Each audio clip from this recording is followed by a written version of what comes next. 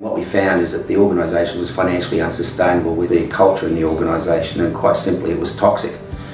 79% of the staff felt that they couldn't trust their managers, and the managers didn't demonstrate the values. Around 80% of the staff said that there is no benefit from being a high performer or a good performer.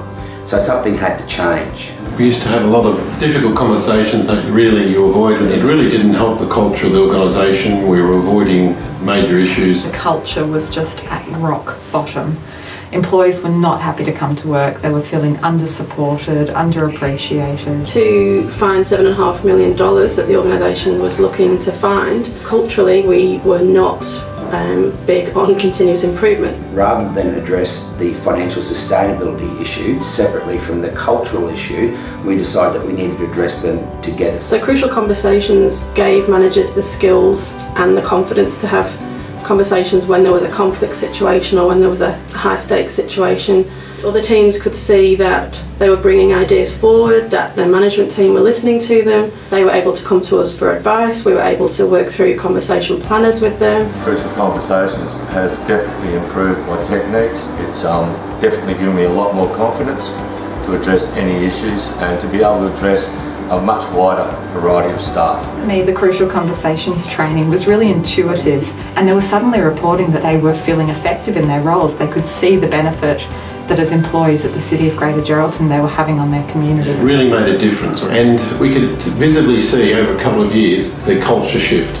And it was really back to honest, open communication. There's three simple elements in the influence model. There is actually, your first part is clarifying the measurable results, the results that you need.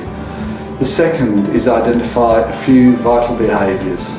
And the final one is actually using 6 sources of influence to change the hearts and minds of the individuals to get the best results. The influencer model also works on the premise that people only do things because 1, they're motivated, or 2, they have the ability. So the model looks at ways that you can influence behaviour by changing the structural, social and personal motivation and ability of staff. The influencer model was paramount to bringing about the sustained cultural change that we needed in the organisation. We've reduced our operating costs by more than $10 million.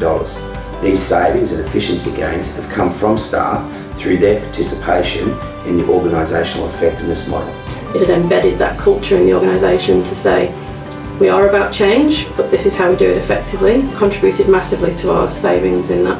Brilliant for those teams to realise that leadership isn't unattainable. They are accessible and they are listening and they are ready to help change and improve the culture for good.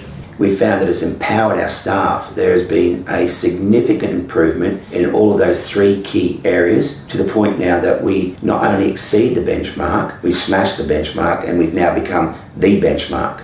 It's a great place to work, and I really think a lot of that comes down to the OEP and Crucial Conversations.